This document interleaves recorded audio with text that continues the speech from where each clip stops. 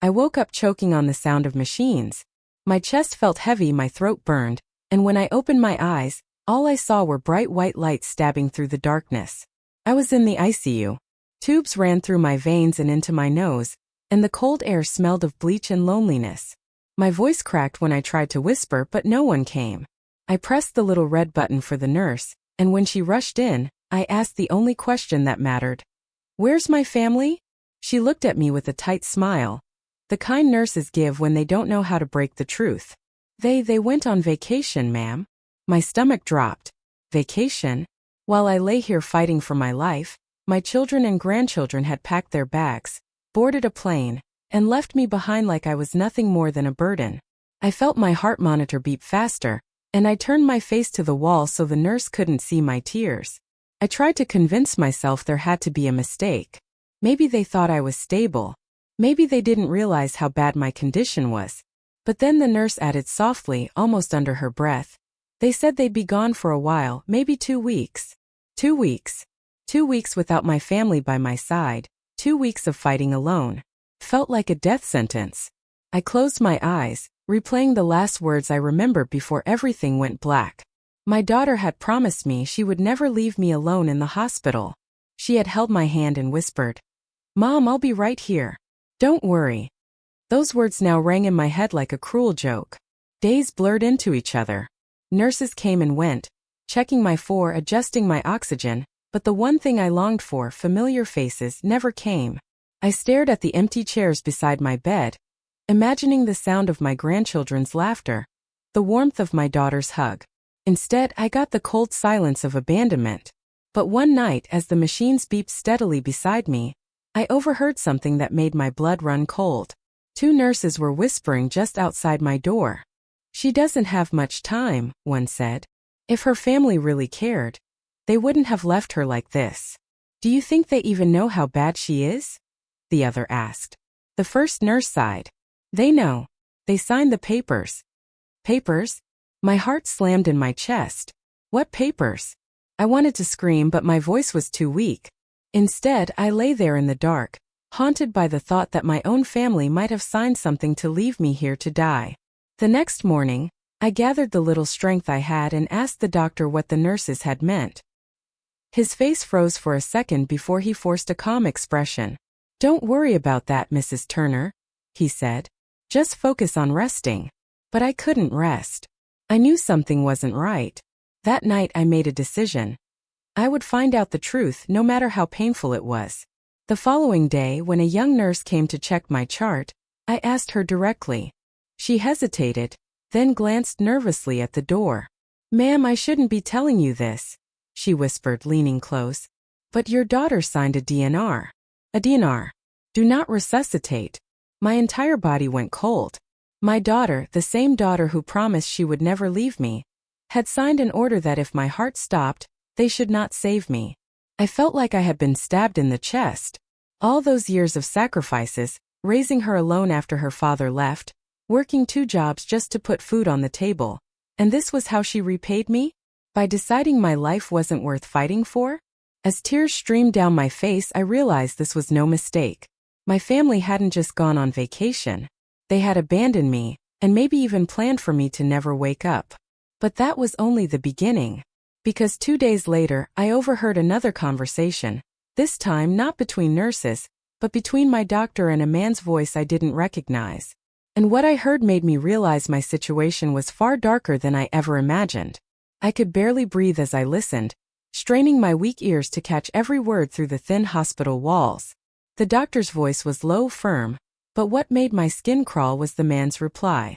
He wasn't family. He wasn't a friend. He was a lawyer. "Yes, the paperwork is clear," the lawyer said.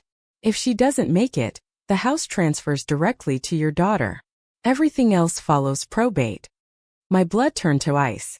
My house, the very home I had worked my entire life to pay off, was already being discussed as if I were dead. My daughter wasn't just waiting for me to pass. She had set the stage, tied everything neatly with signatures, and then gone off on vacation while the machines kept me alive. The doctor cleared his throat. "And you're certain she understands what a DNR means? Her mother codes." "She understands," the lawyer interrupted. That's why she signed it. She told me herself. It's better this way. We can't afford her medical bills forever.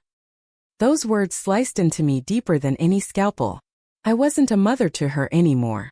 I was a bill. An inconvenience. Something to be erased. My hands trembled so violently that my foreline shifted, setting off a shrill alarm. The nurse rushed in, silencing it quickly, but I could see the flicker of worry in her eyes. She leaned down and whispered, "Stay strong, ma'am. Not everyone here agrees with what they're doing." Then she gave my hand a quick squeeze before leaving, like a secret signal that I wasn't completely alone. That night, I stared at the ceiling and made a silent vow. I would not die here, not like this, not as someone's discarded burden. If my own blood had betrayed me, then I would find a way to survive just to prove them wrong. But surviving wasn't going to be easy. Each breath was a battle. My chest rattled, my throat ached, and I could feel my body getting weaker by the day. Every time I closed my eyes, I feared I might not open them again. Yet, every time I thought of my daughter signing that paper, something inside me burned hot enough to keep me alive. Then, just as I was clinging to that thread of determination, a twist of fate arrived in the form of a visitor. She wasn't family. She wasn't even a close friend. She was a neighbor from down the street, a woman named Carla, who had once brought me soup when I broke my ankle years ago. "Good Lord," she gasped when she saw me in the bed, pale and hooked to machines. "What happened? Your family said you were doing fine. They told everyone you were resting at home." Her words hit me like a lightning bolt. My family hadn't even told the truth to people back home. They had painted a picture of me sitting in my living room sipping tea, safe and stable, while I was here in the ICU fighting for my life. I begged Carla to sit closer. My voice was raspy, but I forced the words out. "Please don't believe them. They left me here. They signed papers. They want me gone." Carla's face hardened, her shock shifting into anger. "Oh honey, I believe you. I always suspected your daughter was different. But this is evil." For the first time in days, I felt a spark of hope. Carla promised me she would make some calls, ask questions, stir up trouble if she had to. She whispered, "You're not alone anymore. I'll be your voice until your family comes back." But as she slipped out of the room, I couldn't shake the gnawing fear that her interference might make things worse. Because when my daughter eventually found out that I was still alive, still fighting, and that others now knew the truth, she might decide to silence me forever. And then just 3 nights later, the nightmare deepened. I woke in the dark to find a shadow standing at the foot of my bed, watching me silently. It wasn't a nurse. It wasn't Carla. It was a man I had never seen before, and in his hand was a syringe. The dim glow from the hallway light spilled just enough into my room to catch the reflection of the syringe. My chest tightened, my heart monitor spiking in frantic beeps. I tried to scream, but my voice came out as nothing more than a dry croak. The man moved closer, his face partially hidden beneath a baseball cap pulled low. "Don't fight," he whispered, his voice chillingly calm. "It'll be easier this way." Every nerve in my body screamed danger. I thrashed weakly, trying to push myself up, but the tubes tethered me like chains. My hand fumbled toward the call button, but before I could press it, the man grabbed my wrist and hissed, "Shoo!" I thought this was it, that my daughter had finally sent someone to finish the job. But then the sound of footsteps echoed down the hall. A nurse pushed open the door, and the man slipped back into the shadows, vanishing like smoke before she could notice. "Are you okay, Mrs. Turner?" the nurse asked, frowning at the alarm blaring from my monitors. I wanted to tell her everything, to scream that someone had tried to kill me. But when I opened my mouth, no words came out. My voice cracked and died in my throat, leaving only a hoarse rasp. The nurse adjusted my oxygen and patted my hand gently, assuming the panic was just another attack. But I knew better. That man wasn't a nightmare. He was real, and he would come back. The next morning, I begged Carla to believe me when she visited.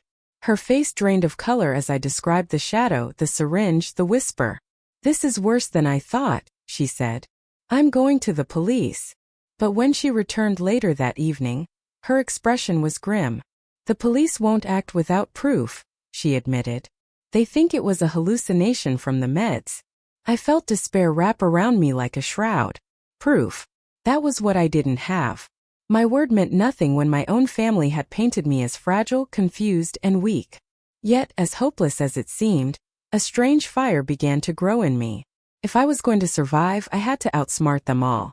My daughter, the lawyer, whoever that man was. I couldn't just lie here waiting for mercy. That night I stayed awake, forcing my body to fight through the exhaustion. I studied the nurses' schedules, the times when the hallways grew quiet, the moments when shadows shifted under the door. Every detail mattered. If they were coming for me again, I needed to be ready. Then, on the fourth night, I caught him. The same man slipped back into my room, syringe in hand. This time I didn't freeze. I yanked the heart monitor wires off my chest, sending the machine into a screaming alarm. Lights flashed, the door burst open, and the man bolted before the staff could see his face. The room swarmed with nurses and the doctor, all asking questions, but I saw the suspicion in their eyes. They still didn't believe me. And yet, I also noticed something else. The way the doctor's gaze lingered on me, cold and calculating, as if he already knew who the intruder was. That was the moment the truth slammed into me. The man with the syringe hadn't been a stranger at all. He was connected to the hospital. Someone with access. Someone my daughter trusted. But the biggest shock came 2 days later, when I overheard a hushed argument outside my room. It was my doctor. His voice sharp, angry, and the words that slipped from his mouth turned my blood to ice. "She paid me already," he snapped. "But if this drags on much longer, I'll need more money." My entire body stiffened at those words. She paid me already. My daughter hadn't just abandoned me, she had bought my death. The doctor, the very man I trusted to save me, was part of the plan. Suddenly every cold glance, every evasive answer, every whispered conversation made sense. I wasn't just a patient. I was a target. Rage fueled me in a way medicine never could. My daughter wanted my life, my house, my legacy. Everything I had bled and sacrificed for gone. But if they thought I would slip quietly into the night, they were wrong. I had lived too long, endured too much, to let my story end as someone else's convenience. When Carla visited that evening, I told her everything in a trembling whisper. Her eyes widened, and for the first time, I saw real fear flash across her face.